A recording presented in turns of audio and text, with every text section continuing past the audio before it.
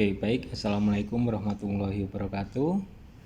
Melanjutkan materi pada mata kuliah neuromuskuler, khususnya neuromuskuler pusat. Hari ini akan disampaikan materi tentang cerebrovascular accident. Nah, berdasarkan istilah yang digunakan, maka istilah ini memberitahu kita bahwa ada accident, ada gangguan pada vaskularisasi di cerebral. Gangguan vaskularisasi di otak besar. Nah, perlu kita ingat sebagaimana materi yang sudah dijelaskan minggu yang lalu bahwa otak besar ini terbagi menjadi dua hemisfer, kanan dan kiri, di mana tiap hemisfer mempunyai 3 unsur utama atau 3 area utama. Yakni yang pertama di lapisan paling luar ada gray matter, yakni sekumpulan nukleus-nukleus pada lapisan hemisfer di luar. Nah, ada yang disebut sebagai korteks cerebral. Nah, kemudian di bawah korteks cerebral ada white matter. White matter ini merupakan sekumpulan bandel-bandel akson yang dibungkus oleh mielin. Bandel-bandel dari serabut saraf yang dibungkus oleh mielin. Kemudian di tengah white matter ada gray matter lagi, yakni sekumpulan nukleus-nukleus yang dimana pada materi kemarin kita juga menamakan nukleus ini sebagai basal nuklei yang fungsinya untuk perencanaan pergerakan. Nah, praktis jika suplai darah ke otak ini terganggu, maka bisa jadi salah satu dari ketiga unsur tadi ataupun 2 dari 3 ataupun 3 dari ketiga unsur dasar tadi mengalami gangguan. Nah, kemudian minggu kemarin kita juga sudah membahas tentang vaskularisasi pada otak. Nah, di mana vaskularisasi pada otak ini terbagi menjadi 2 sistem. Ada sistem anterior, ada sistem posterior. Sistem anterior dibawa oleh internal karotid, yang kemudian internal karotid terbagi menjadi 2, yakni anterior cerebral artery dan middle cerebral artery, di mana kedua arteri ini mensuplai korteks, mensuplai area otak yang berbeda-beda. Nah, kemudian pada posterior system ada 2 vertebral arteri bergabung menjadi satu menjadi basilar arteri yang pada akhirnya terbagi menjadi 2 sebagai posterior cerebral arteri. Nah, mensuplai korteks atau mensuplai area otak yang berbeda pula. Nah, nanti silahkan melihat lagi area apa saja yang disuplai oleh pembuluh darah tersebut atau arteri-arteri tersebut. Oke, kita lanjutkan. Cerebrovascular accident, gangguan vaskularisasi pada otak, ini juga sering disebut sebagai brain attack, serangan pada otak. Ada juga yang menyebutnya sebagai cerebral infarction, adanya kerusakan pada otak besar. Ada yang menyebutnya sebagai cerebral hemorrhage, adanya pendarahan pada otak besar. Ada yang menyebutnya sebagai ischemic stroke, ini adanya penyumbatan pada otak besar, suplai darah pada otak besar. Tapi yang sering kita dengar, istilah yang digunakan pada CVE ini yang sering digunakan adalah stroke. Nah, istilah stroke. Nah, stroke ini apa? Stroke ini didefinisikan sebagai pukulan yang kuat sehingga yang terpukul jatuh secara tiba-tiba. Nah, ini definisi dari stroke. Apa tadi definisinya? Terpukul secara kuat sehingga yang terpukul ini jatuh secara tiba-tiba. Sehingga definisi stroke ini tidak menggambarkan adanya gangguan pembuluh darah di otak dari istilah yang digunakan, tapi lebih menggambarkan kepada akibat atau tanda gejala yang ditampilkan pada seseorang yang terserang CVA. Nah, pasien yang terserang CVA, maka ini seakan-akan dia terpukul kuat sehingga dia jatuh secara tiba-tiba. Nah, sehingga definisi stroke ini lebih menggambarkan tentang tanda gejala yang ditampilkan pada seseorang yang terkena CVA, terkena serangan CVA, cerebrovascular accident. Selanjutnya, stroke is caused by the interruption of the blood supply to the brain, usually because of blood vessel burst or is blocked by a clot. Nah, ini stroke disebabkan karena adanya interruption atau gangguan pembuluh darah yang menuju ke otak. Usually because a blood vessel burst or is blocked by a clot. Nah, ini biasanya disebabkan karena pembuluh darahnya burst, ini terkoyak atau pecah pembuluh darahnya, ataukah pembuluh darahnya dia adanya blok dari gumpalan darah, adanya sumbatan dari gumpalan darah, sehingga gangguan suplai pada otak ini bisa disebabkan karena pecahnya pembuluh darah ataukah karena sumbatan pada pembuluh darah tersebut. Nah, dikatakan lagi, this cuts off the supply of oxygen and nutrient causing damage to the brain tissue. Nah, adanya gangguan dari suplai darah ini, adanya gangguan dari suplai darah ke otak ini, maka akan menyebabkan jaringan atau sel-sel saraf di otak ini akan rusak. Nah, karena pada dasarnya darah akan membawa oksigen dan nutrisi. Oksigen dan nutrisi ini sangat dibutuhkan oleh sel-sel saraf di otak untuk bekerja, untuk beraktivitas. Apa aktivitasnya? Yakni aktivitas dalam mentransmisi impuls-impuls saraf. Nah, aktivitas elektrokimia. Nah, sehingga sel-sel saraf ini mempunyai aktivitas elektris. Ketika suplai darahnya berkurang, kemudian sehingga praktis suplai oksigen dan nutrisinya berkurang, sehingga kinerja sel juga akan menurun. Aktivitas elektrisnya akan terganggu. Bisa jadi aktivitas elektrisnya terhenti. Nah, selanjutnya, cell with CPF ini adalah cerebral blood flow ya. Cell with CPF ini kurang dari 10 mili per 100 gram per menit. Ketika sel di otak ini suplai darahnya kurang dari 10 mili per 100 gram per menit, maka sel tersebut akan mati dalam hitungan menit. Nah, saya ulangi.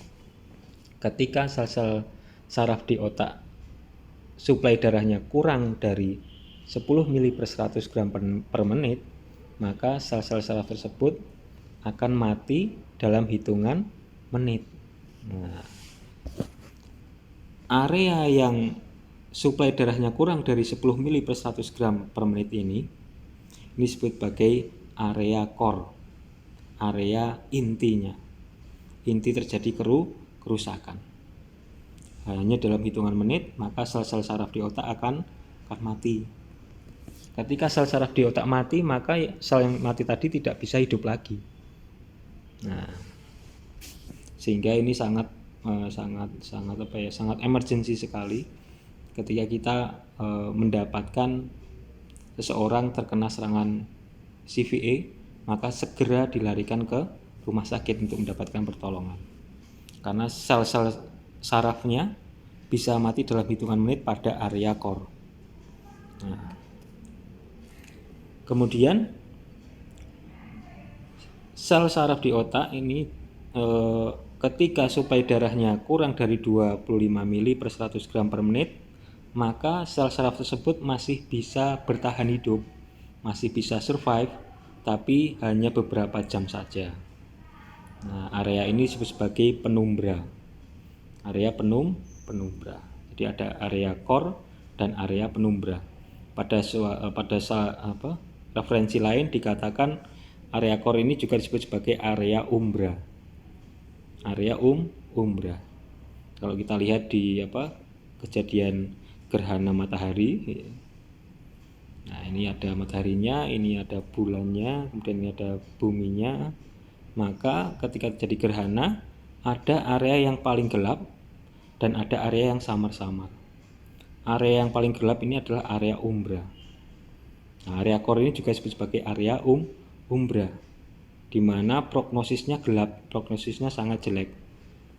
Nah, sedangkan area yang samar-samar, area penumbra, ini adalah area yang sel-sel sarafnya ini masih bisa bertahan hidup, bisa survive, tapi hanya beberapa jam saja. Kalau tidak segera diselamatkan, sel ini juga bisa mati pada area penumbra ini. Nah, istilah ini juga digunakan pada medis juga. Ada area core atau area umbra dan area penumbra ketika seseorang terjadi serangan stroke atau serangan cerebrovascular accident.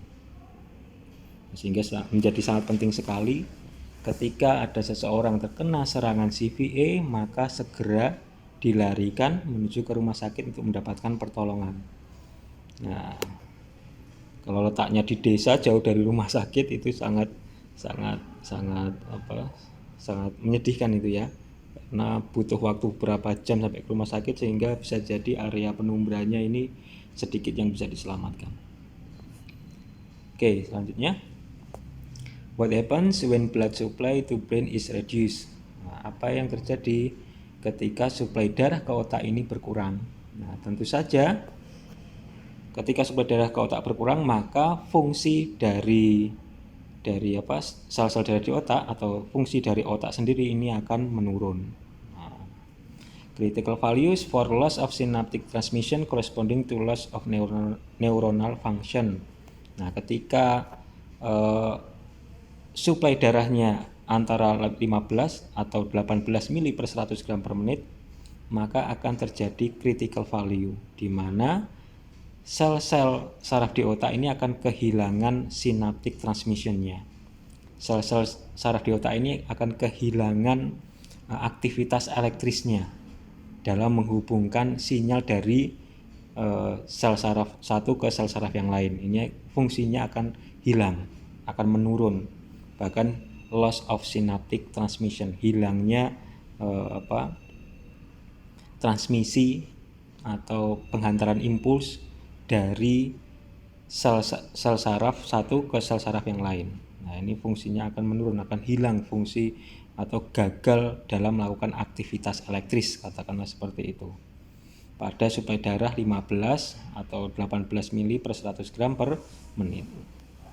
Kemudian the threshold for membrane pump failure and this for loss of cellular integrity and cell death. Nah, ini ketika ini approximately 10 mili per 100 gram per menit. Ketika suplai darahnya 10 mili per 100 gram per menit atau kurang dari 10 mili, maka sel-sel saraf tadi tidak hanya kehilangan aktivitas elektrisnya, tapi sel-sel saraf tadi akan kehilangan kemampuan dalam menjaga hidupnya, menjaga hemostasis atau menjaga keseimbangan dari sel tersebut, sehingga sel tersebut bisa mati. Nah, sehingga terjadi loss of cellular integrity and cell death. Nah, ketika suplai darahnya 10 mili atau kurang dari 10 mili per 100 gram per menit. Selanjutnya, it is generally assumed that if CBF, cerebral blood flow, stays above 18 mili ini per 100 gram per menit, but below 20 to 25 mili per 100 gram per minute, neuron will survive but may not function. Sehingga pada umumnya ketika suplai darahnya di atas 18 mili ini, tapi di bawah 20 mili, maka neuron-neuron atau sel-sel saraf di otak ini masih bisa survive, masih bisa hidup, walaupun gagal menjalankan fungsi elektrisnya, gagal menjalankan fungsi dari synaptic transmisinya, tapi hemostasis atau keseimbangan sel sarafnya ini masih bisa bertahan. Nah, tadi dikatakan sebagai area apa? Area penumbra. Tapi ketika sel tersebut tidak bisa mempertahankan hemostasisnya, mempertahankan keseimbangannya, maka sel tersebut akan mati, di mana suplai darahnya 10 mili atau kurang dari 10 mili per 100 gram per menit. Nah, ini terjadi pada area umbra atau area core. Oke. Kemudian, nah ini ada dibagi menjadi 3 zona. Ada zona eudematosa. Ini zona terjadinya pembengkakan 6 sampai 10 hari. Kemudian setelah 10 hari, rata-rata 10 hari ya, setelah 10 hari maka udem ini akan diabsorpsi oleh jaringan sekitar. Kemudian terjadi zona degenerasi, yakni 6 sampai 8 bulan. Dan selanjutnya adalah zona nekrotik, lebih dari 8 bulan. Pada zona degenerasi ini 6 sampai 8 bulan, ini merupakan golden period di mana sel-sel yang masih hidup ini bisa dipacu kinerjanya sehingga sel tersebut yang masih hidup tadi bisa menggantikan aktivitas sel-sel saraf di otak yang sudah mati. Ini pada area umbra tadi yang sudah mati itu tidak bisa hidup lagi, tapi sel-sel yang masih hidup di area penumbra ini bisa mengganti alih fungsi aktivitasnya, menggantikan sel-sel yang sudah mati. Nah, pada zona nekrotik, maka jika pada zona lebih dari 8 bulan ini ketika masih ada tanda gejala pada serangan CVA ini, maka tanda gejala tersebut sudah sulit untuk diperbaiki. Nah, sehingga pendekatan yang paling baik dalam melakukan latihan atau penerapan dari intervensi fisioterapi, penata laksanaan fisioterapi ini baiknya 6 sampai 8 bulan. Karena ini golden period di mana kita bisa melatih atau memaksimalkan, mengoptimalkan sel-sel saraf di otak yang masih hidup menggantikan fungsi sel-sel saraf di otak yang sudah mati. Nah, kemudian juga dikenal ada juga yang menyebutkan neurological improvement, ada area degenerasi, yakni area yang irreversible ya, yang tidak bisa ada perbaikan, sudah tidak bisa berubah. Ini merupakan zona nekrotik, yaitu area umbra. Ini nggak bisa berfungsi lagi sel tersebut karena selnya sudah mati. Ini pada area degenerasi. Nah, sifatnya irreversible, tidak bisa dirubah. Nah, kecuali ada sel yang masih hidup di area penumbra, katakanlah menggantikan fungsi dari sel yang sudah mati di umbra, ini masih bisa memungkinkan. Tapi waktu yang tepat adalah pada golden period, yaitu pada 6 sampai 8 bulan ini. Kemudian area degenerasi reversible, yakni area penumbra, di mana area pada penumbra ini selnya hanya aktivitas elektrisnya yang mati, tetapi selnya masih hidup sehingga dia bisa diselamatkan, sehingga bisa ketika sudah diselamatkan dia bisa berfungsi secara normal lagi. Kemudian ada area ödematosa, ini area terjadinya peradangan atau pendarahan, di mana sifatnya masih reversible. Ketika udem ini kemudian diserap lagi oleh jaringan sekitar otak, maka tekanan pada udem ini akan berkurang sehingga aktivitas selnya akan kembali berfungsi secara normal lagi. Selanjutnya penyebabnya ada 3 pada umumnya, karena adanya trombosis atau cerebral thrombosis, yang kedua adanya hemorrhage atau aneurism, adanya pendarahan pada otak, ataukah adanya aneurism. Aneurism ini adalah dilatasi lokal dari pembuluh darah, di mana ketika dia terjadi dilatasi lokal atau aneurism ini, maka resiko pecah pembuluh darah tersebut. Kemudian yang ketiga adalah penyebabnya adalah embolism, adanya emboli pada otak besar, pada cerebral. Nah, cerebral thrombosis, a blood clot or plaque block an artery that supplies a vital brain center. Nah, ini cerebral thrombosis ini merupakan plak pada arteri yang kemudian menyumbat atau mengganggu suplai darah ke otak. Jadi sumbatan pada arteri, apakah itu pada anterior cerebral artery, ataukah pada middle cerebral artery, ataukah pada basilar artery. Nah, ini sumbatan pada arteri di otak, karena pada arteri di otak tersebut ada plaknya. Nah, ada plaknya. Kemudian cerebral hemorrhage, ini adanya pecahnya pembuluh darah atau terkoyaknya pembuluh darah. An artery in the brain burst, weaken the aneurysm wall, severe rise in blood pressure causing hemorrhage and ischemia. Nah, ini ketika penyebabnya adalah hemorrhage, maka ini menandakan adanya terjadinya pecahnya pembuluh darah di otak.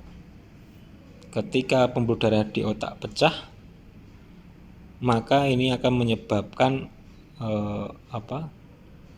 genangan darah pada area di sekitar otak, yang itu bisa juga genangan darah tersebut bisa mengganggu fungsi-fungsi sel-sel saraf yang tergenang oleh pecahnya pembuluh darah tadi, keluarnya darah dari pembuluh darah tadi, sehingga menyebabkan jaringan tersebut bisa menyebabkan iskemia, kekurangan oksigen, kekurangan nutrisi pada area yang disuplai oleh pembuluh darah yang pecah tadi.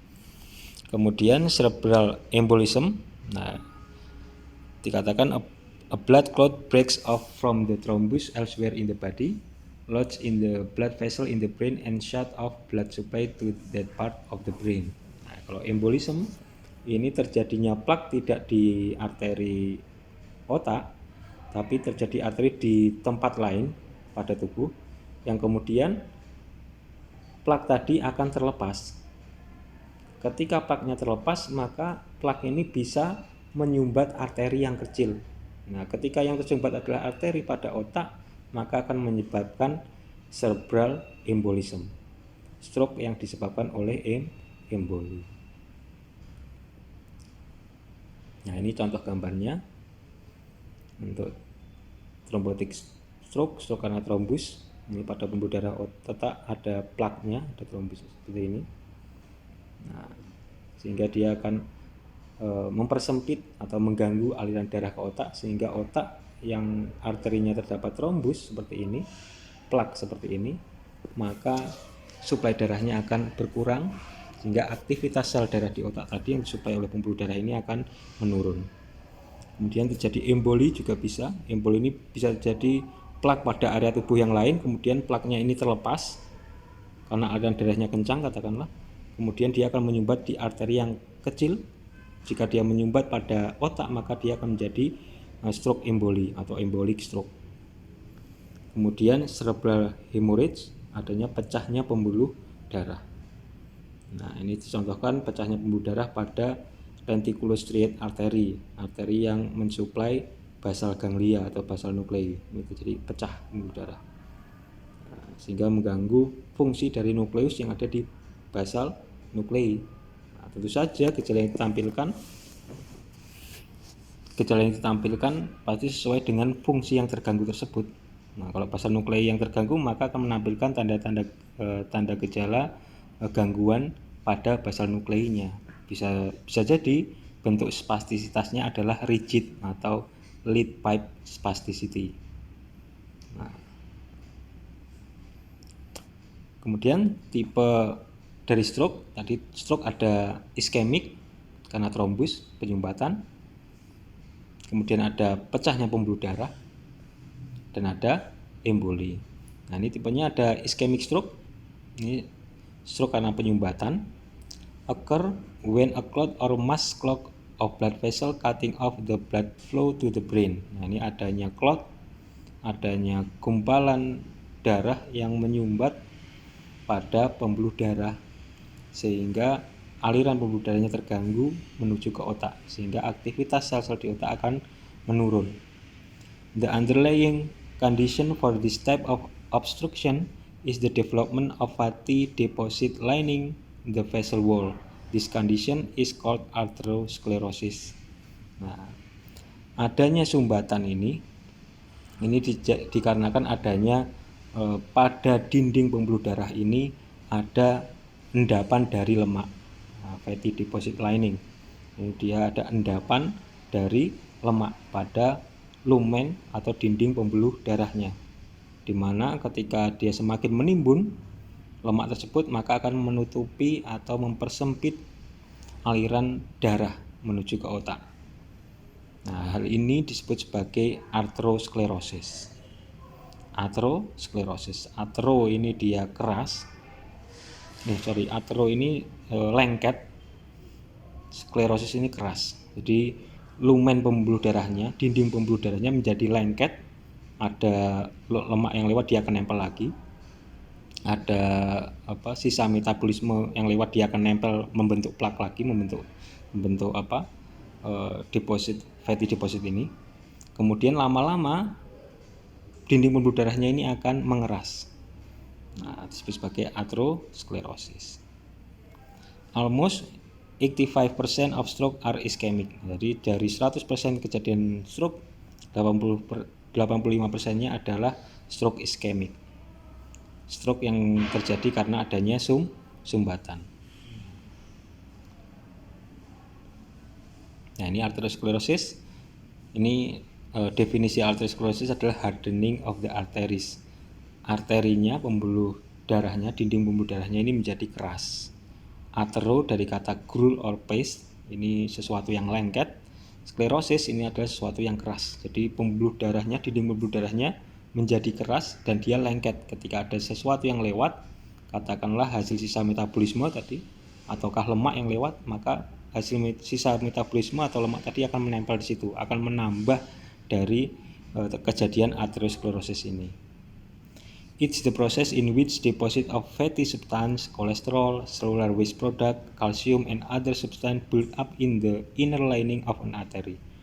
Jadi atherosclerosis ini merupakan endapan dari lemak, kolesterol, sisa-sisa dari metabolisme sel, kemudian kalsium dan substan yang lain yang kemudian dia membuat kotoran atau trombus pada pembuluh darah, pada dinding pembuluh darah yang kemudian menyebabkan atherosclerosis. Nah, tumpukan-tumpukan dari lemak, kolesterol, sisa dari metabolisme sel, kalsium dan lainnya, yang sisa-sisa ini kemudian menempel pada dinding pembuluh darah ini dinamakan sebagai plak. Plak.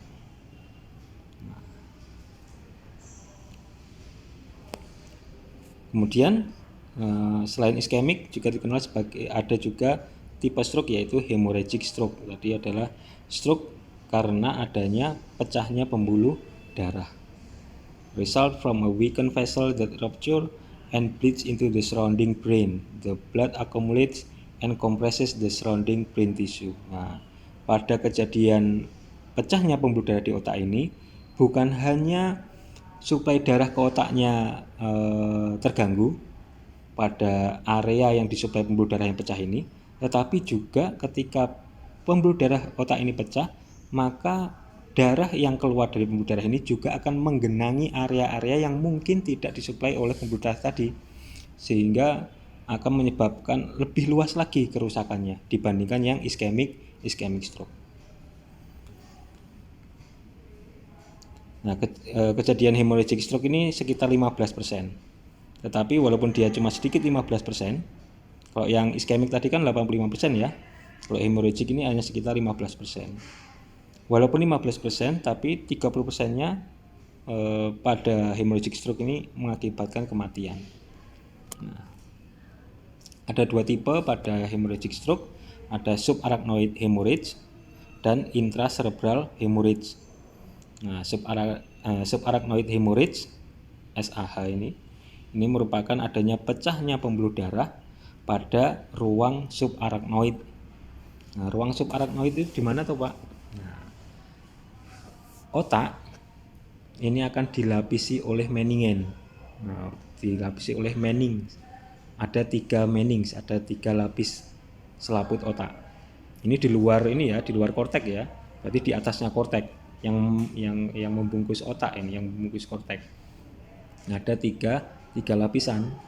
Pertama ada durameter, di bawah durameter ada arachnoid, di bawah arachnoid ada piameter. Nah, antara arachnoid dan piameter ini ada ruangan disebut sebagai ruangan subarachnoid. Nah, pembuluh darah dia melewati subarachnoid ini. Nah, sehingga ketika pembuluh darah tersebut pecah, maka dinamakan sebagai subarachnoid hemorrhage, di mana pembuluh darah pada ruangan subarachnoid ini pecah. Nah, Kemudian sedangkan yang intracerebral hemorrhage occur when blood vessel bleeds into the tissue deep within the brain. Sedangkan intracerebral hemorrhage ini pecahnya pembuluh darah di dalam otak. Bisa jadi katakanlah tadi contohnya adalah pecahnya pembuluh darah pada lenticular striate yang mensuplai darah menuju ke basal nuclei misal. Itu masuk ke dalam intracerebral hemorrhage, ataukah pecahnya pembuluh darah yang mensuplai internal kapsul. Nah, itu juga bisa disebut sebagai intracerebral hemorrhage. Kemudian stage of CVA, ini tahapannya. Ada yang pertama adalah transient ischemic attack atau disingkat sebagai TIA. Dikatakan di sini, transient ischemic attack, sudden and short-lived attack, is a mini stroke that occur when a blood clot block an artery for a short time.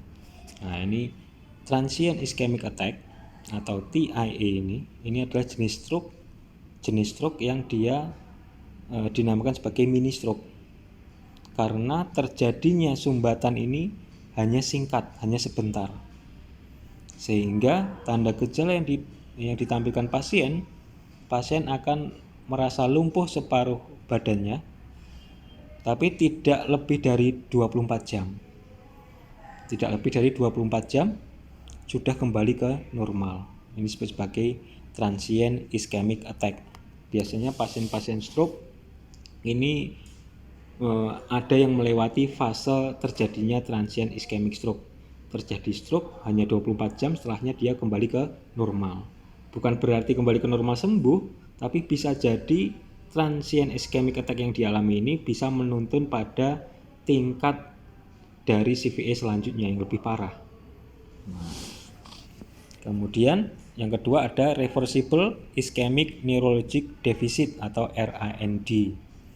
Nah, ini kejadiannya sama, singkat sebagaimana TIA, tapi dia membutuhkan waktu kembali ke normal rata-rata 1 minggu. Nah, baru kembali ke normal. Kalau TIA tadi sehari saja sudah kembali normal, kalau RAND, reversible ischemic neurologic deficit ini, dia bisa kembali normal setelah gangguan terjadi selama 1 minggu. Kurang lebih 1 minggu itu ya.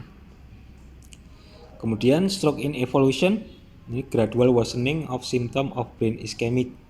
Nah, stroke in evolution ini merupakan kejadian stroke di mana bertambah buruknya suatu tanda gejala mengikuti waktu kejadian stroke-nya. Jadi semakin lama dia semakin memburuk. Tidak ada recovery, perbaikan seperti tidak ada perbaikan. Jadi stroke in evolution ini seakan-akan bertambahnya waktu dia bertambah parah. Kemudian complete stroke, ini symptom of stroke stable over a period and rehab can begin. Sedangkan pada complete stroke ini stroke-nya sudah berhenti, serangan stroke-nya sudah berhenti, tanda gejalanya relatif tidak memburuk, dan biasanya ini sudah mulai dilakukan rehabilitasi. Banyak ditemukan pada pusat-pusat rehabilitasi. Kemudian sign and symptom, ini tanda gejala yang ditampilkan pada kejadian embolism, pada kejadian emboli, usually occur without warning, terjadi secara tiba-tiba. Client often with history of cardiovascular disease. Biasanya pasien yang terjadi stroke embolism ini karena adanya riwayat penyakit dahulu, yaitu adanya penyakit pada kardiovaskularnya. Kemudian pada kejadian stroke thrombosis, tanda gejala yang ditampilkan adalah disease spell or sudden memory loss. Nah, disease spell dia susah untuk mengeja, susah untuk berkata-kata, susah untuk ngobrol.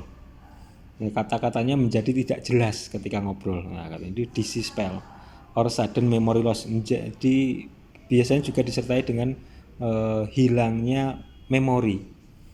Jadi ketika dia bercakap-cakap, tiba-tiba artikulasinya tidak jelas seperti orang pelo seperti itu, padahal tadinya normal. Tiba-tiba kata-katanya tidak jelas seperti orang pelo, terjadi disease spell, yang kemudian dia lupa yang diajak bicara ini padahal istrinya, dia lupa kalau itu istrinya, dan bahkan dia tidak tahu namanya siapa, padahal itu istrinya sendiri diajak bicara pada waktu itu. Nah, ketika bicara dengan istrinya, bicaranya lama-lama menjadi tidak jelas, artikulasinya tidak jelas, kemudian dia menjadi lupa bahwa yang diajak bicara itu adalah istrinya, bahkan namanya juga lupa. Nah, ini pada kejadian trombosis. No pain and client may ignore symptom. Tidak ada nyeri dan pasien biasanya tidak mengenali bahwa itu tanda gejala dari stroke trombosis. Nah, kemudian in cerebral hemorrhage may have warning like dizziness and ringing in the ears. Pada kejadian stroke hemorrhage atau cerebral hemorrhage, maka akan ditampilkan tanda gejala yang sering menyertai adalah pusing. Kemudian pada telinga ini akan terdengar seperti suara mendenging, atau ringing in the ears atau tinnitus. Telinganya seperti mendenging. Kemudian violent headache with nausea and vomiting. Biasanya juga disertai oleh pusing yang sangat hebat, kemudian mual dan muntah. Sudden onset of CVA, usually most severe, loss of consciousness, face become red, breathing is noisy and strained. Ya, ini kejadian-kejadian tanda gejala yang ditampilkan pada cerebral hemorrhage. Karena pecahnya pembuluh darah, maka tanda gejala yang ditampilkan ini akan lebih serius. Nah, hilangnya kesadaran, muka menjadi merah, nafasnya menjadi berat. Tanda-tandanya menjadi lebih serius ketika terjadi cerebral hemorrhage atau pecahnya pembuluh darah di otak. Selanjutnya, major effect of CVA. Ini efek-efek utama pada cerebrovascular accident. Ini ada terjadinya hemiplegia. Hemi ini separuh, plegia ini adalah kelumpuhan. Jadi kelumpuhan separuh dari tubuhnya. Ini tanda gejala utama yang ditampilkan pada CVA ketika seseorang terkena CVA. Paralysis of one side of the body. Nah, tadi sudah ya. May affect other functions such as hearing, general sensation, and circulation. Kemungkinan juga bukan hanya paralisis, bukan hanya kelumpuhan pada anggota gerak, tapi bisa jadi mengganggu fungsi yang lain. Apakah itu fungsi dalam mendengar, fungsi dalam merasakan, sensasinya tidak terasa ketika dipegang, tidak terasa ketika dicubit. Itu juga bisa dialami pada serangan CVA ini.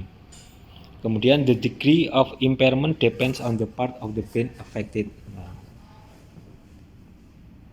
kelumpuhan ini akan dipengaruhi oleh area-area yang terganggu pada otak. Kelumpuhannya berat atau tidak ini sesuai dengan kerusakan yang terjadi pada otaknya. Stages ini untuk tahapannya pada serangan stroke ini. Maka pada pasien yang terkena serangan CVA ini atau stroke ini, maka akan menampilkan tanda gejala pertama, separuh tubuhnya akan lumpuh, yaitu ditemukan adanya tanda gejala flaccid, numbness and weakness of affected side. Pada sisi yang terkena serangan, katakanlah sisi yang bagian kanan, maka akan kehilangan sensasi dan hilangnya kemampuan otot dalam berkontraksi. Bukan hanya kehilangan kekuatan otot dalam berkontraksi saja pada kondisi flaccid ini, bahkan tonus ototnya pun juga akan hilang. Tonus ototnya akan hilang. Nah, kalau kita bicara tonus otot, harusnya orang normal, walaupun dia tidak beraktivitas, katakanlah tidur misal, maka tonus otot tersebut masih menegang. Nah, pada pasien stroke ini terjadi flaccid. Bukan hanya ototnya tidak bisa kontraksi, bahkan tonus ototnya tidak ada. Nah, sehingga tonus ototnya, tendonnya ketika dipalpasi ini terasa lembek. Nah, itu kejadian atau terjadinya tanda gejala flaccid. Nah, setelah flaccid maka akan diikuti dengan kejadian spastik. Setelah flaccid akan memasuki fase spastik, di mana muscle contracted and tense, movement hard. Di mana pada fase spastik ini otot mampu berkontraksi, bisa jadi kontraksinya secara involuntar, tidak disadari, dan tonusnya dia menegang, tonusnya tinggi, dan susah untuk melakukan gerakan karena tonus ototnya terlalu tinggi. Nah, kemudian recovery therapy and rehab method successful. Nah, pada fase recovery, otot kembali bisa berkontraksi secara disadari dan mampu berkontraksi secara selektif dan terkoordinasi. Ini ketika sudah pada fase recovery. Nah, ini diperlukan terapi untuk melakukan gerakan-gerakan fungsional dan lain sebagainya. Nah, dia dikenal sebagai brainstem stage of motor recovery. Nah, ini perjalanan dari perbaikan motoris pada pasien stroke. Sebagai brainstem stage of motor recovery, adanya fase-fase recovery dari motorisnya pada pasien stroke. Pertama, ketika terjadi serangan stroke, serangan CVA, maka akan ditemukan tanda gejala flaccidity. Flaccidity tadi apa? Otot tidak bisa kontraksi, lumpuh, dan tonus ototnya tidak ada. Nah, jadi kalau kita raba tendonnya ini juga lemes. Padahal orang normal tidur pun ketika diraba tendonnya ini masih menegang, tonusnya masih ada. Tapi pada pasien stroke ini walaupun dia tidak tidur, tonusnya tidak ada. Tendonnya dipalpasi, tonusnya dia lembek. Ototnya lumpuh, tidak bisa kontraksi. Nah, ini fase awal terjadinya motor recovery. Perjalanan dari perbaikan motorisnya. Pertama ditandai dengan flaccidity. Nah, mengapa Pak pada stroke ini dia awalnya kok flaccidity? Padahal kan stroke ini kan gangguannya di sistem saraf pusat. Harusnya sistem saraf pusat ketika terjadi gangguan, dia akan menampilkan tanda gejala yang khas, yakni hipertonus dan spastisitas. Mengapa kok malah flaccid, malah lemas, malah lumpuh, tidak ada kontraksi otot, tidak ada tonus otot? Mengapa bisa seperti itu? Nah, walaupun terjadi gangguannya pada sistem saraf pusat, kejadian suplai menurunnya atau terganggunya suplai darah ke otak ini, seperti yang dibicarakan tadi, bahwa suplai darah ke otak ini ketika dia berkurang, terganggu, maka aktivitas elektris sel-sel di otak akan terganggu pula. Bisa jadi sel-sel saraf di otak ini tidak gagal melakukan aktivitas elektris. Nah, kalau dia di korteks motoris, maka sel-sel saraf di otak korteks motoris ini gagal melakukan aktivitas elektris, sehingga gagal untuk mengkontraksikan otot, gagal untuk memproduksi tonus otot, sehingga praktis akan didapatkan tanda gejala flaccidity, kelumpuhan. Ototnya layu, lumpuh, tidak bisa kontraksi, dan tonusnya tidak ada. Kemudian perjalanan dari motor recovery, perbaikan motorisnya dari flacciditas, maka akan diikuti perjalanan selanjutnya yaitu sinergis some spasticity. Akan mulai muncul spastisitas, akan mulai muncul tonus otot, akan mulai muncul kontraksi otot. Tapi ini masih dalam batas yang sedikit. Nah, batas minimal spasticity. Hanya beberapa spastisitas.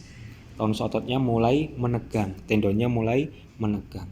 Yang tadinya lumpuh, tidak ada tonus otot, ototnya tidak bisa kontraksi, sekarang sudah mulai ada tonus otot, tendonnya mulai menegang. Mengapa bisa terjadi seperti itu, Pak?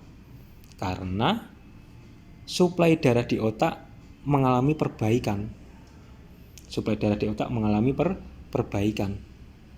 Sehingga fungsi sel-sel yang ada di penumbra yang tadinya terganggu, dia mulai beraktivitas lagi karena suplai darahnya membaik. Sehingga sel-sel yang di penumbra yang masih bertahan hidup tadi, dia mulai beraktivitas lagi karena suplai darahnya mulai membaik. ketika di area penumbra pada korteks motorik ini selnya mulai beraktivitas, maka aktivitas elektrik sel pada penumbra ini akan membangkitkan tonus otot pada sisi yang lesi tadi. Nah, sehingga muncul some spasticity, mulai sedikit ada spastisitas, mulai ada sedikit tonus ototnya. Nah, kemudian setelah melewati fase recovery perbaikan pada fase some spasticity sini, pada fase kedua akan menuju ke fase yang ketiga, yakni marked spasticity, di mana spastisitasnya terlihat nyata. Jadi tonus ototnya semakin menegang. Tonus ototnya semakin menegang, tidak terkontrol. Lebih tegang daripada sisi yang sehat. Tendonnya terasa teraba lebih tegang daripada sisi yang sehat karena spastisitasnya sudah terlihat nyata.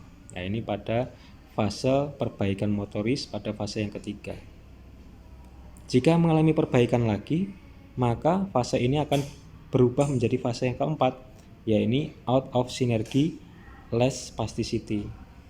Nah, ketika ada perbaikan dari fase ketiga menuju fase keempat, maka pada fase keempat ini spastisitasnya akan menurun dan kontraksi ototnya akan menjadi lebih baik.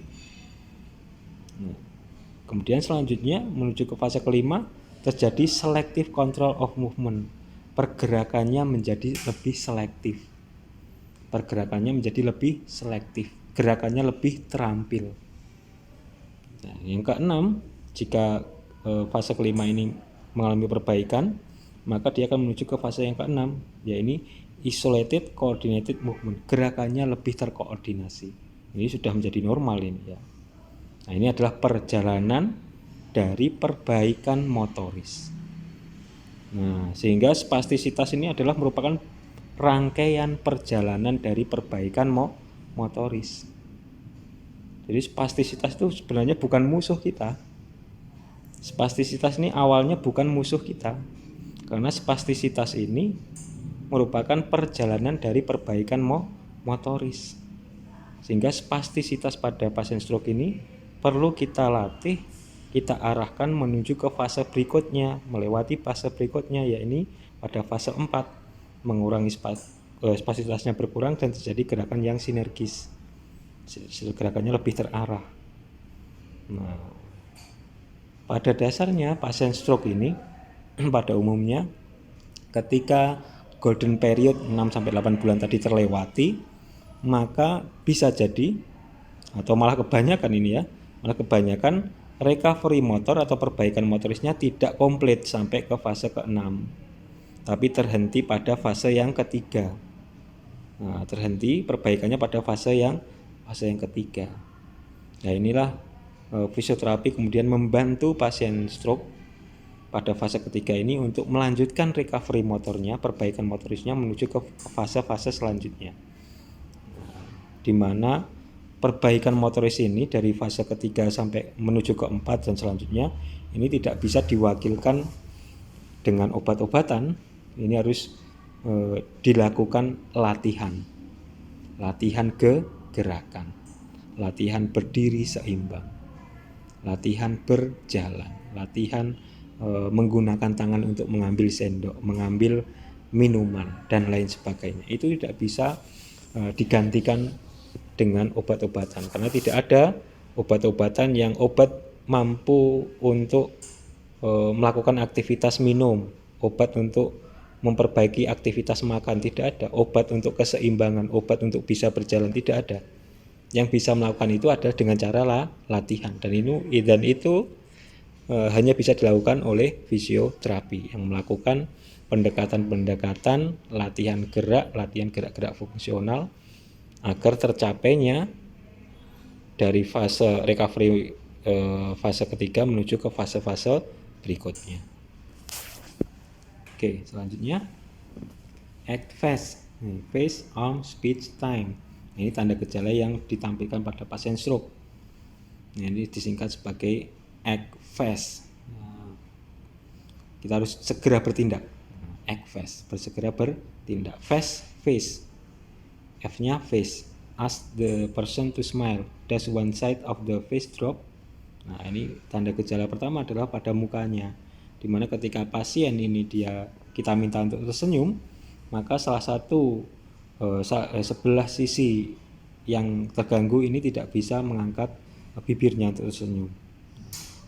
Kemudian arm, ini tangannya, kita suruh seseorang tersebut mengangkat kedua tangannya simetris. Jika salah satunya tidak bisa atau drop ke bawah, maka kemungkinan sisi tersebut mengalami gangguan akibat CVA. Kemudian speech, ketika berbicara, ask the person to repeat a simple sentence. Does the speech sound slur or strange? Nah, suruh seseorang tersebut yang masih curigai terkena serangan stroke ini untuk mengulang kalimat sederhana. Ketika kalimat sederhana ini dia ulang kok artikulasinya tidak jelas, kemungkinan dia terkena serangan CVA. Tentu saja sebelum terkena serangan dia bisa ini ya, bisa mengucapkan kalimat sederhana ya. Nah, kemudian time, T ini time ini adalah call 911 immediately. Ini maksudnya segera hubungi rumah sakit untuk mendapatkan pelayanan karena kerusakan pada otak ini sangat serius. Nah, tadi kita sudah membahas berapa suplai darah ke otak yang kemudian bisa menyebabkan sel saraf pada otak ini bisa mati dalam hitungan menit, ada yang dalam hitungan jam, sehingga perlu segera untuk dilarikan ke rumah sakit untuk mendapatkan pelayanan pertolongan. Nah, ini contohnya. Act fast, face, arm, speech, and time. Nah, ini tanda gejala ditampilkan ketika pasien terkena serangan stroke, kemudian salah satu sisi dari wajahnya lumpuh. Ini mirip seperti kejadian Bell palsy ya. Nah, yang membedakan antara Bell palsy dan kelumpuhan saraf wajah pada stroke ini, yang membedakan adalah tempat lesinya, tempat terjadinya gangguan. Kalau yang A ini dia Bell palsy, tempat gangguannya di bawah sini. Nukleus motoris ada di sini untuk otot wajah. Ini nukleus motorisnya ada di sini, kanan dan kiri. Kalau Bell palsy, maka kerusakannya di bawah nukleus motoris 7 ini, di sini. Ini Bell palsy. Sehingga kerusakannya pada infra atau di bawah nukleus, sering disebut sebagai infranuclear lesion, lesi di bawah nukleus, infranuclear lesion. Ini terjadi kerusakan pada saraf tepi. Sedangkan pada kejadian stroke, kerusakannya pada di atas nukleus 7. Nah, di atasnya sini. Nah, ini kejadian pada stroke. Sehingga sering juga disebut sebagai supranuclear lesion. Lesinya di atas dari nukleus 7. Nah, ini kerusakan pada upper motor neuronnya. Kalau di Bell palsy tadi pada lower motor neuronnya. Kejadian supranuclear lesion ini juga disebut sebagai facial palsy. Facial palsy. Di mana perbedaannya pada Bell palsy ketika dia terjadi lesi kerusakan pada infranuklearnya atau saraf tepinya, maka separuh wajahnya ini akan lumpuh, baik pada frontalis, zygomatikum akan lumpuh separuhnya. Sedangkan pada supranuclear lesion, maka yang lumpuh cuma kuadran yang bawah sini saja, sedangkan yang di atas frontalisnya ini masih bisa berkontraksi. Mengapa demikian? Karena pada frontalis ini diinervasi bilateral, baik dari korteks kanan ataupun korteks kiri.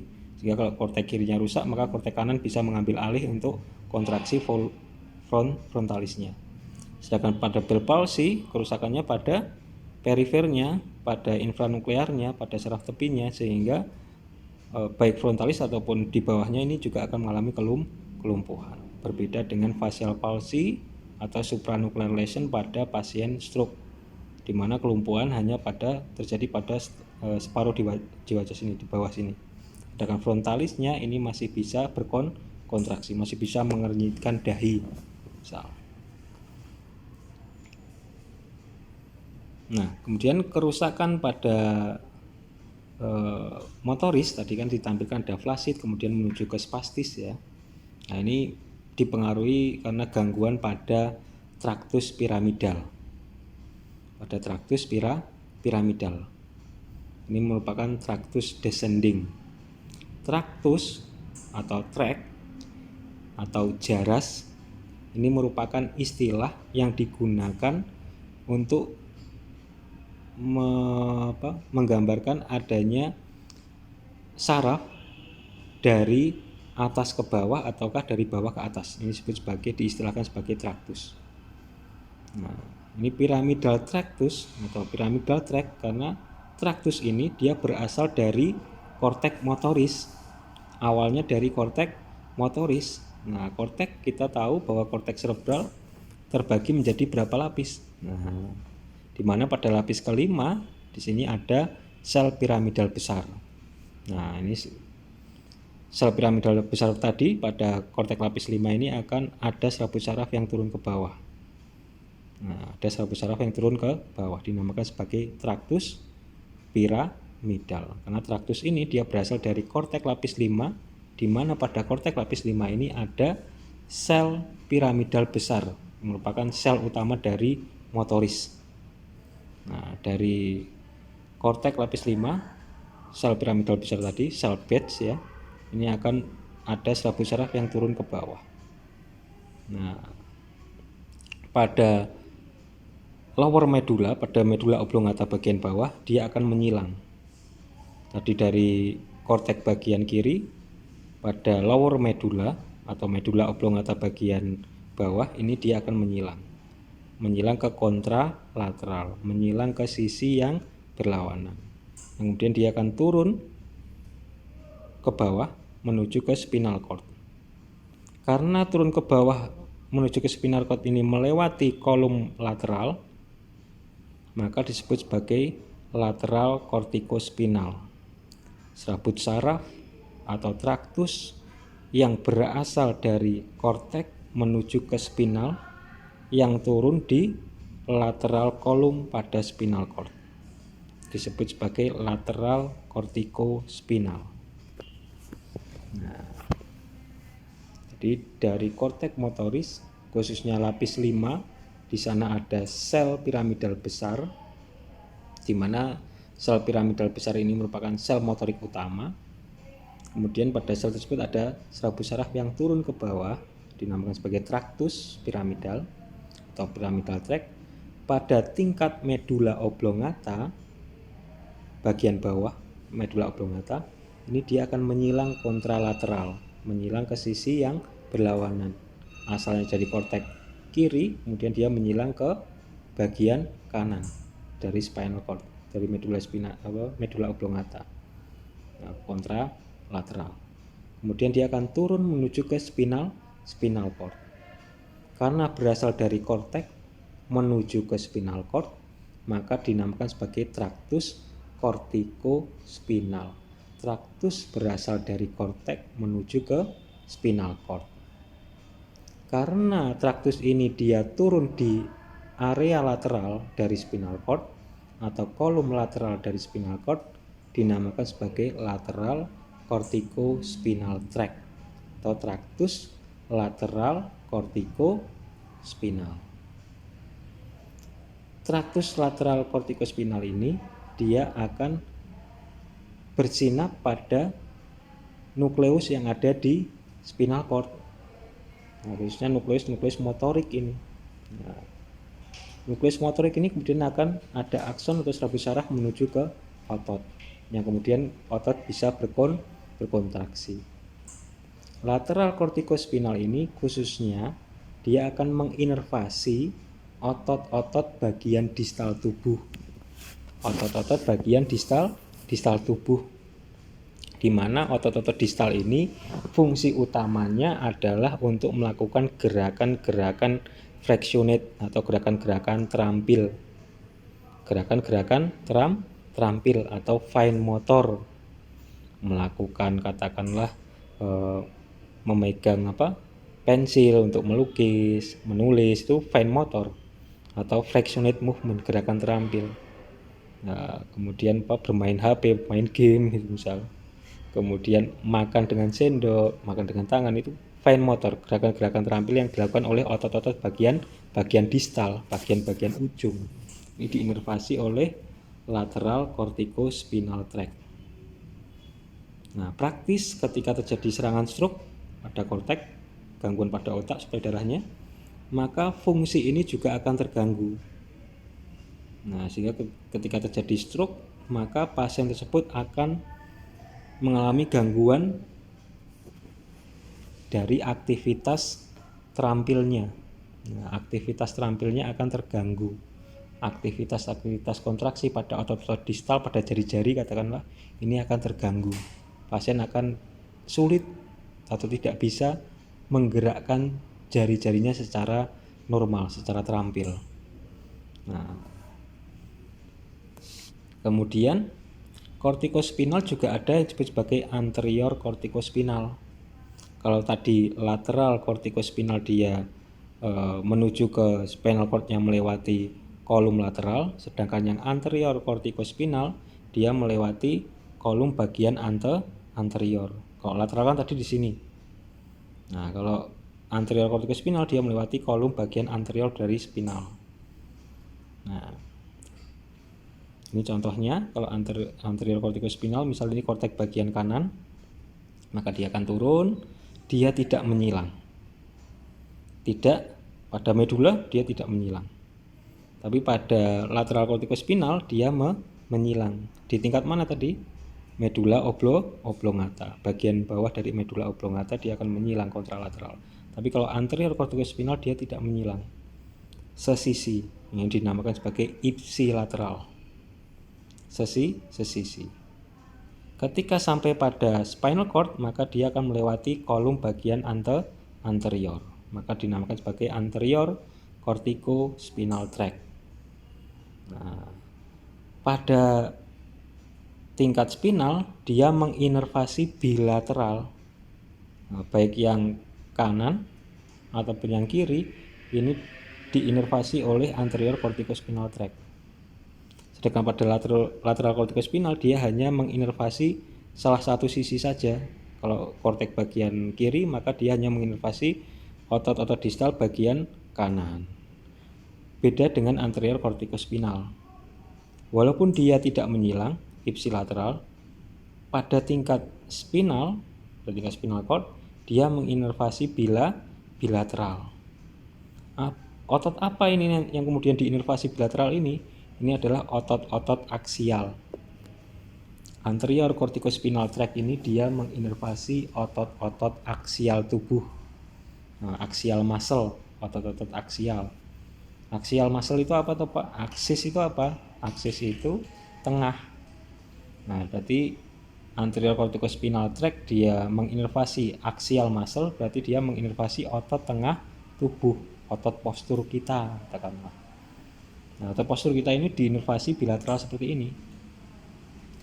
Begitu juga yang sebelah kiri, dia juga menginervasi, walaupun dia sesisi, dia juga menginervasi bilateral. Praktis ketika sisi ini rusak katakanlah, inervasinya ini terganggu, masih bisa digantikan dengan sisi yang sehat. Karena pada sisi yang sehat, anterior corticospinal ini dia akan menginervasi bilateral pula.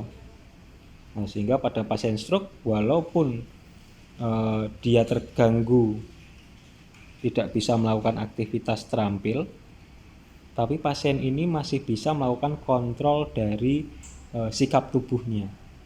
Nah, bisa melakukan kontrol dari sikap tubuhnya. Koreksi postur masih bisa dia lakukan.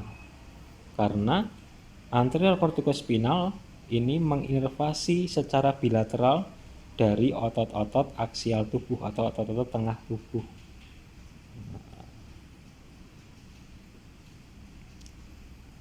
Kemudian overactivity of reticulospinal. Ini terjadinya overaktivitas dari reticulospinal. Reticulospinal ini merupakan serabut saraf yang turun dari retikular pada tingkat brainstem batang otak menuju ke spinal cord. Disebut sebagai reticulospinal tract. Traktus atau serabut saraf dari retikular pada tingkat brainstem atau batang otak turun menuju ke spinal cord, dinamakan sebagai traktus retikulospinal. Nah, traktus retikulospinal ini, traktus yang turun ini, dia dipengaruhi oleh aktivitas yang ada di otak kecil dan yang ada di basal ganglia. Yang ada di basal ganglia. Nah, ada di otak kecil dan basal ganglia. Jadi otak kecil ini ada serabut sarafnya yang menuju ke retikulospinal, menuju ke retikular, nukleus retikular. Ada juga yang dari basal ganglia menuju ke retikular. Nah, di mana retikular ini, nukleus retikular ini nanti ada dua, ada nukleus retikular pada tingkat pons dan ada nukleus retikular pada tingkat medula oblongata. Nah, ini kan brainstem itu kan terbagi menjadi 3 ya. Di atas ada midbrain, di bawah midbrain ada pons, di bawah pons ada medula oblongata. Nah, nukleus retikular ini ada pada brainstem, khususnya pada pons dan medula oblongata. Nukleus ini ada serabut saraf yang kemudian turun dari nukleus-nukleus tersebut menuju ke spinal cord yang disebut sebagai retikulospinal. Sehingga retikulospinal ini ada 2, retikulospinal yang berasal dari pons dan ada retikulospinal yang berasal dari medula oblongata. Nah, retikulospinal ini ketika dia overaktivitas, maka dia akan meningkatkan tonus otot. Meningkatkan tonus otot. Pada keadaan normal, aktivitas retikulospinal ini dihambat, dikontrol oleh korteks. Dikoreksi oleh korteks. Aktivitasnya apa yang dikontrol, dikoreksi oleh korteks? Aktivitas dari retikulospinal. Sehingga pada keadaan normal retikulospinal dikontrol oleh korteks. Nah, jaras ini, traktus ini dinamakan sebagai kortikoretikular. Dari korteks menuju ke retikular, nukleus retikular. Nah, fungsinya untuk mengontrol aktivitas dari retikulospinal. Sehingga tonus otot yang diproduksi ini sesuai kebutuhan. Nah, ketika terjadi stroke, kerusakan pada sel-sel saraf di korteks, maka kortikoretikular ini juga akan kehilangan fungsinya, akan terhambat fungsinya. Akhirnya retikulospinal aktivitasnya aktivitasnya berlebih, sehingga akan menampilkan tanda gejala tonus otot yang sangat tinggi atau hipertonus. Mengapa demikian? Karena hilangnya kontrol dari kortikoretikular. Pada keadaan normal, kortikoretikular ini menghambat aktivitas dari retikulospinal, sehingga tonus otot yang diproduksi sesuai dengan kebutuhan. Ketika mengangkat berat, maka tonus ototnya semakin menegang. Ketika mengangkat benda yang ringan, maka tonus ototnya tidak perlu menegang, misal pada kondisi normal, karena ada yang mengontrol, yaitu kortikoretikular. Ketika terjadi kerusakan pada korteks cerebral akibat CVA supaya darahnya berkurang, maka aktivitas kortikoretikular ini juga akan terganggu. Nah, ini digambarkan di sini, terputus aktivitasnya. Tidak ada koneksi antara dari korteks menuju ke retikular, sehingga aktivitas retikulospinal ini menjadi berlebih, tidak ada yang mengontrol. Nah, karena aktivitasnya berlebih, tidak ada yang mengontrol, maka tonus ototnya akan selalu menegang. Sehingga muncul spastisitas. Mau ngangkat benda berat atau benda yang ringan, tonus ototnya tetap menegang, tidak sesuai dengan kebutuhan. Nah, ini akibat adanya terputusnya kontrol dari retikulospinal. terputusnya kortikoretikular, sehingga retikulospinal aktivitasnya tidak terkontrol atau overaktivitas.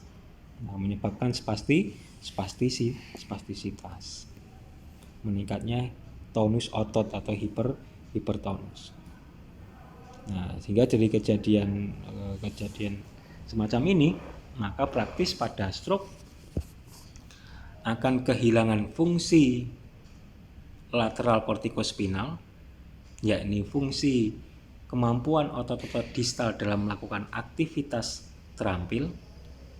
Yang kedua, pada pasien stroke akan kehilangan fungsi dari kortikoretikular, sehingga retikulospinal aktivitasnya berlebih, sehingga tonus ototnya meningkat, sehingga pasien stroke akan menampilkan tanda gejala hilangnya kemampuan otot-otot bagian distal untuk gerakan terampil dan meningkatnya tonus otot atau yang disebut sebagai spastisitas. Kemudian untuk medikasi, untuk obat-obatan yang diberikan biasanya adalah alteplase atau tisu plasminogen aktivator. Ini biasanya diinjeksi melewati vena di tangan, diberikan 4,5 jam setelah terjadinya onset serangan, di mana TPA ini atau tisu plasminogen aktivator ini, alteplase ini, dia mampu mengurai sumbatan-sumbatan yang ada di otak, sehingga semakin cepat sumbatan di otak diurai, maka fungsi sel saraf di otak akan segera kembali ke normal. Nah, ini obat-obatan pertama yang diberikan pada pasien yang terkena serangan stroke, sehingga mampu menyelamatkan kondisi sel-sel yang kekurangan suplai darah. Kemudian obat-obatan yang diberikan ada juga antikoagulan. Ini dia membuat darah menjadi lebih encer. Antikoagulan, obat-obatan antikoagulan ini seperti aspirin, heparin, dan warfarin. Ini digunakan untuk mengencerkan darah, sehingga ketika darahnya encer maka suplainya menjadi lebih mudah, jantung berdenyut lebih optimal, lebih tidak terlalu kuat gitu. Sehingga kalau viskositas darahnya dia encer, darahnya encer, maka jantung ini tidak perlu kuat-kuat memompa, sedikit saja sudah teralir menuju ke otak. Kemudian statin, obat-obatan statin ini dia akan memblocking enzim di liver, di hati, yang untuk menurunkan kolesterol pada darah, sehingga penumpukan trombus ini tidak terjadi. Nah, ini bentuk-bentuk obat-obatan yang diberikan pada pasien-pasien stroke. Oke, sekian. Mungkin materi kita sampai di sini untuk materi CVA, cerebrovascular accident. Sehingga kalau disimpulkan untuk materi kita hari ini, bahwa CVA ini merupakan gangguan sirkulasi darah di otak, sehingga akan menurunkan kinerja sel-sel saraf di otak. Tergantung daerah mana yang terganggu, tergantung suplai darah apa yang terganggu. Kita sudah mengenal adanya dua sistem dari suplai darah ke otak, ada anterior system dan posterior system. Ada anterior cerebral artery, ada medial cerebral artery, ada posterior cerebral artery, di mana arteri ini mensuplai daerah-daerah yang berbeda pada otak. Sehingga praktis ketika ada arteri tersebut terganggu, maka suplai darah tersebut juga akan terganggu. Aktivitas sel pada daerah tersebut juga akan terganggu. Nah, ketika terjadi gangguan, maka sel-sel saraf di otak tersebut ada yang mempunyai resiko untuk mati dan ada yang punya resiko masih bertahan hidup. Nah, tadi pada sel-sel yang mati mempunyai resiko dia potensi untuk mati selnya, ini pada area umbra atau area core, dan sel-sel yang masih bisa bertahan hidup ini pada area penumbra. Nah, berapakah cerebral blood flow yang kemudian menyebabkan sel ini mati pada area core? Ini ketika dia suplai darahnya kurang dari atau 10 mili per 100 gram per menit. Nah, ini kejadian pada serangan stroke. Nah, kemudian gangguan stroke ini pada kejadian stroke ini akan menampilkan tanda gejala atau menampilkan recovery dari sistem motorisnya. Nah, tadi akan melewati 6 fase ya. 6 fase recovery perbaikan dari motorisnya, mulai dari flaccid, kemudian some spasticity, marked spasticity, dan selanjutnya. Mulai bisa selektif gerakannya, marked spasticity, kemudian selektif gerakannya, kemudian terkoordinasi gerakannya. Nah, melewati 6 fase. 6 fase dari brainstem ini disebut sebagai brainstem motor recovery. Itu terjadi pada pasien-pasien stroke. Pada pasien stroke, awal kejadian serangan ini akan menampilkan tanda gejala flaccid yang pertama. Nah, flaccid dimana ditandai dengan ototnya tidak bisa kontraksi, ototnya lemes, dan tonus ototnya tidak ada. Tendon ototnya kalau diraba itu tidak ada tegangan, tidak menegang, kendor, lemes gitu. Kenapa seperti itu? Karena aktivitas sel-sel motoris di otak ini gagal melakukan aktivitas elektrisnya, sehingga tonus ototnya tidak terproduksi. Kemudian dari flasiditas terjadi perbaikan motoris menuju ke some synergis, some spasticity, mulai muncul spastisitas, tonus otot mulai menegang, mulai ada ketegangan pada tendonnya, tapi sedikit mas ya. Nah, kemudian dari some spasticity kemudian menuju ke fase yang ketiga, yaitu marked spasticity. Spastisitasnya mulai terlihat nyata. Nah, ditunjukkan dengan tendonnya, tonus ototnya menjadi lebih keras, menjadi lebih tegang dibandingkan yang sisi yang sehat. Dari marked spasticity kemudian menuju ke fase yang keempat, yaitu less spasticity. Spastisitasnya mulai menurun. Nah, dari less spasticity akan menuju ke fase yang kelima, yaitu gerakannya mulai selektif. Kemudian pada fase yang keenam gerakannya mulai terkoordinasi, sehingga perjalanan motorik ini merupakan perjalanan recovery, perjalanan perbaikan dari fase perbaikan dari motoris pada kejadian stroke. Nah, sehingga spastisitas ini merupakan bagian dari perbaikan dari fungsi motoris. Nah, pada umumnya pasien-pasien stroke ini perjalanan recovery motorisnya terhenti pada fase yang ketiga, terhenti pada fase marked spasticity, terhenti pada fase spastisitas yang nyata. Nah, perbaikannya tidak bisa menuju ke fase keempat, yaitu mengurangnya spastisitas. Inilah tugas fisioterapi, membawa pasien dari fase ketiga menuju ke fase-fase berikutnya. Nah, kemudian pada kejadian stroke ini akan ditampilkan tanda gejala kelumpuhan pada sebelah sisi dari tubuhnya, atau ke sebelah kiri atau ke sebelah kanan. Kalau terjadi kerusakan pada hemisfer bagian kiri, maka akan ditampilkan kelumpuhan pada bagian kanan tubuh. Begitu juga sebaliknya. Nah, pada kerusakan pada tingkat korteks tadi, pada otak tadi, karena suplai darahnya terganggu, maka akan mengganggu fungsi dari traktus piramidal. Nah, traktus piramidal ada yang disebut sebagai traktus lateral kortikospinal. Nah, traktus lateral kortikospinal. Traktus ini, serabut saraf ini dari korteks menuju ke spinal cord di bagian kolum lateral yang menginervasi otot-otot bagian distal tubuh untuk melakukan gerakan terampil. Praktis ketika terjadi stroke, maka akan kehilangan fungsi dari gerakan terampilnya. Nah, kemudian adanya overaktivitas dari retikulospinal. Pada keadaan normal, retikulospinal dikontrol oleh korteks, yaitu kortikoretikular.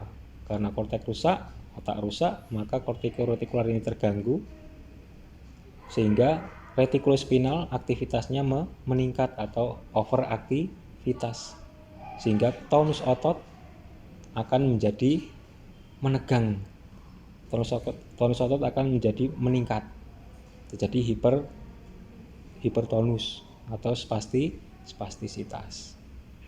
Nah, sehingga pada pasien stroke ini akan terganggu aktivitas gerakan terampil pada otot bagian distal disertai dengan adanya spastisitas. Nah, nanti kita akan bahas lebih lengkap lagi pada materi-materi selanjutnya. Oke, saya kira sampai di sini dulu untuk pertemuan kita hari ini. Saya akhiri. Wassalamualaikum warahmatullahi wabarakatuh.